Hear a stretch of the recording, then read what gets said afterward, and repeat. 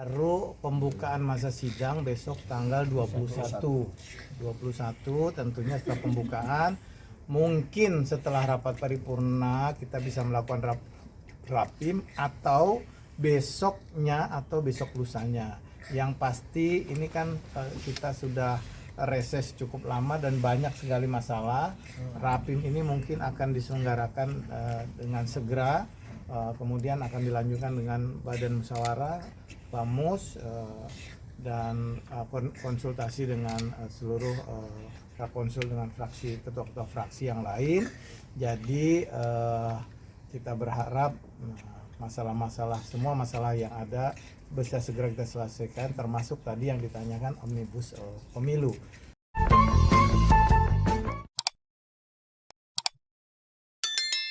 Memang dari beberapa fraksi-fraksi sudah banyak yang saling berdiskusi, saling membicarakan, tetapi kan tentunya kalau di DPR kita rapat resmi kan melalui forum resmi di Komisi 2. Kalau terkait dengan pemilu, pasti kalau menurut tatanan undang-undang, pembahasan rancangan undang-undang kan harus ada akademisnya, ya kan, naskah akademis, kemudian juga harus disinkronisasi oleh Balek, kemudian nanti setelah itu baru diserahkan kepada Komisi 2 untuk pembahasan.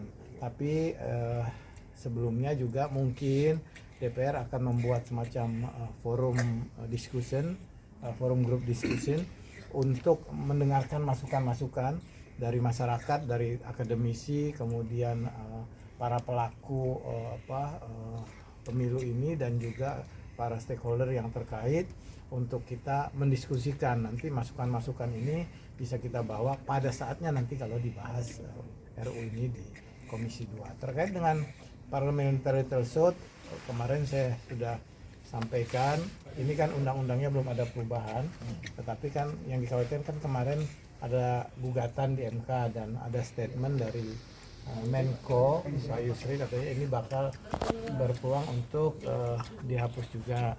Ya, kalau partai kami, Partai Golkar, statement kami partai yang siap dengan secara semua cuaca, segala cuaca dan segala kondisi.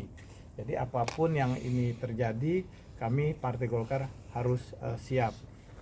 Mau suhunya panas, mau suhunya dingin, ya kita Partai Golkar siap seperti itu. Tetapi Partai Golkar juga saat ini masih mendiskusikan, masih menyusun, masih merancang kira-kira model sistem pemilu, sistem demokrasi seperti apa nanti kira-kira yang pas untuk dilakukan, baik itu pilkada, pilpres, pemilu dilakukan di negara kita. Bagaimana nanti kalau tidak ada parliamentary threshold lagi, bagaimana kalau tidak ada presidential threshold lagi, bagaimana dihubungkan dengan putusan Mahkamah Konstitusi kemarin yang mewajibkan calon tidak boleh sedikit, tidak boleh terlalu banyak, dan juga calon sesuai dengan Undang-Undang Dasar pasal 60 ayat 2 ya harus berasal dari partai politik. Bagaimana dengan poin yang menyebutkan harus ada constitutional engineering atau rekayasa konstitusi. Ini semua kami lagi kaji, Partai Golkar lagi mengkaji. Nah, apabila ini seperti apa dampaknya kepada pemerintah, dampaknya kepada Partai Golkar dan partai-partai lain. Ini juga apabila B seperti apa. Jadi ini sekarang kita lagi kaji semua, dan mudah-mudahan dalam waktu dekat nanti Partai Golkar akan mengumumkan kira-kira sistem yang tepat untuk negara ini menurut Partai Golkar itu bagaimana, dan itu juga nanti akan ditawarkan kepada teman-teman partai lain untuk dibahas di parlemen. Pak Adi, terkait program MG ini kan kemarin terkait program MBG, kemarin DPD mengusulkan agar dana zakat juga diikut sertakan untuk masih mulus program makan bergizi gratis. Nah, kalau dari pimpinan DPR sendiri kira-kira ini makan bergizi pemilu masih ada? Masih Pak Adi. Sebentar, Oke. Ini selama ini kan Golkar selalu kandas untuk mengusung calon presiden atau wakil presiden karena harus berkoalisi ya. Nah, ini dengan penghapusan presidensial threshold, apakah Golkar sudah mulai mempersiapkan memang akan mengusung kandidat sendiri tanpa harus berkoalisi nanti di 2029? Golkar ini kan kami partai yang selalu kami selalu berhati-hati dalam menentukan calon pemimpin, ya. Dan kami juga tidak terlalu juga berambisi, kami mengukur diri juga. Adakah calon kami yang pas, adakah tidak pas. Kalau calon kami ada yang pas, kami jalan.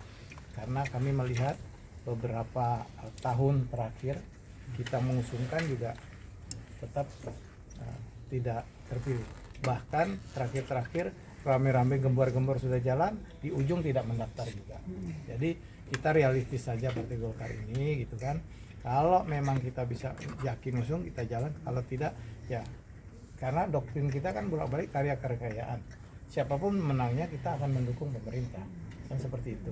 Dan paling tidak siapapun pemenangnya kita ikut membantu segala programnya, dan juga Partai Golkar bisa eksis di dalam mengusung pemerintahan tersebut, ya kan. Jadi contohnya juga seperti sekarang, alhamdulillah Pak Presiden Prabowo dan Pak Gibran memberikan kepercayaan kepada partai kami, cukup banyak menteri dan wakil menteri, begitu juga ada di Gubernur Lemhanas dan lain sebagainya. Dan kerjasama kami dengan partai-partai koalisi, khususnya Gerindra dan kawan-kawan lainnya, itu sangat baik. Jadi kami hanya berpikir bagaimana kita Golkar ini bisa bekerja sama dengan partai koalisi untuk membesarkan bangsa dan negara, untuk menjadikan Indonesia maju tanpa kita mengedepankan ego. Kita harus menyisihkan dulu ego kita, tetapi yang utama siapapun presidennya kita dukung, dan Partai Golkar ikut bersama-sama memajukan bangsa. Itu Bang, spesifik soal presidensial threshold dengan hal yang tadi yang barusan ditanyakan,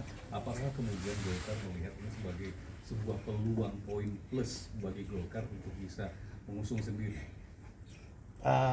Jadi begini, tadi kan saya bilang Golkar ini kan realistis ya. Jadi kita tidak karena ada peluang begini, oh kita harus mendukung si A ini sudah siap, si B atau ketua umum kami sudah. Enggak, itu banyak kajian kalau di Golkar, banyak diskusi dan banyak kajian.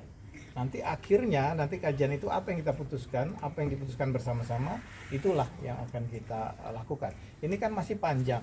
Tentunya pertama kita tidak akan berbicara tentang Pilpres dulu. Walaupun ini putusannya di awal kepemimpinan presiden yang baru, karena ini kan masih lama.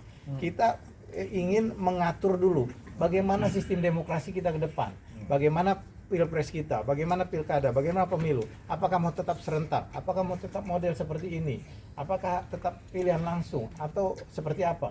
Ini kan harus dikaji. Jadi kita toto dulu sistem kita ini selama 2-3 tahun, kan nanti 2 tahun terakhir baru kita bicara siapa yang akan kita usung dengan sistem yang sudah siap untuk negara kita dan sudah disetujui oleh seluruh partai-partai di parlemen, oleh DPR dan juga oleh pemerintah.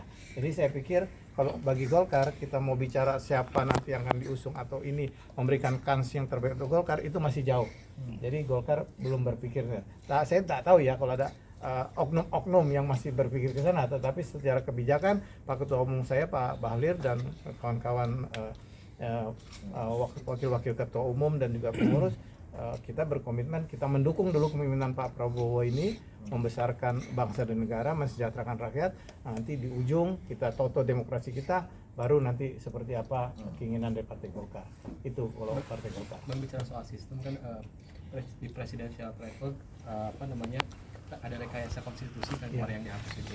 Progresnya di Golkar sendiri dinamikanya seperti apa? Karena bocorannya kan kemarin bilang akan mencoba mengusulkan meninjau ulang mengenai persyaratan parpol untuk mengikuti pemilu. Itu dinamikanya seperti apa? Jadi kita memang sudah diskusi ya, kita bikin metrik ya kan, bagaimana nanti dengan partai-partai yang non parlemen misalnya yang tidak dipilih sama sekali oleh rakyat, tidak ada perwakilan di DPR. Nah nanti penyelesaiannya seperti apa? Bagaimana nanti terhadap yang ditanyakan persyaratan partai yang ingin terdaftar menjadi partai yang dapat mengusung, kan seperti itu. Nah ini juga masih dalam pembahasan. Tentunya kan undang-undang saat ini kan sudah jelas ya, banyak sekali kriteria-kriteria yang kemarin yang lolos itu.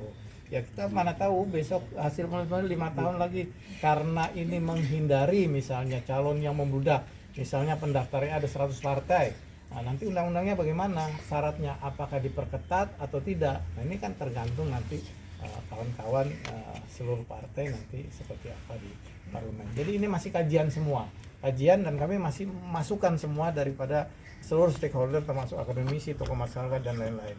Jadi memang kalau saat ini kita masih terlalu prematur kalau kita berbicara bagaimana dan apa, tetapi paling tidak putusan ini telah memberikan, putusan Mahkamah Konstitusi telah memberikan guidance kepada kita partai-partai bahwa ini loh seperti ini, tidak usah terlalu sedikit, jangan terlalu banyak, kemudian buatlah semacam rekayasa konstitusional, itu kan sudah dituangkan. Jadi nanti bagaimana pemerintah dan partai-partai politik yang lain, saya yakin juga pemerintah sekarang pasti lagi mengkaji dan membuat bahasan-bahasan tersebut. Gitu. Pak, Sudah. sedikit Pak tadi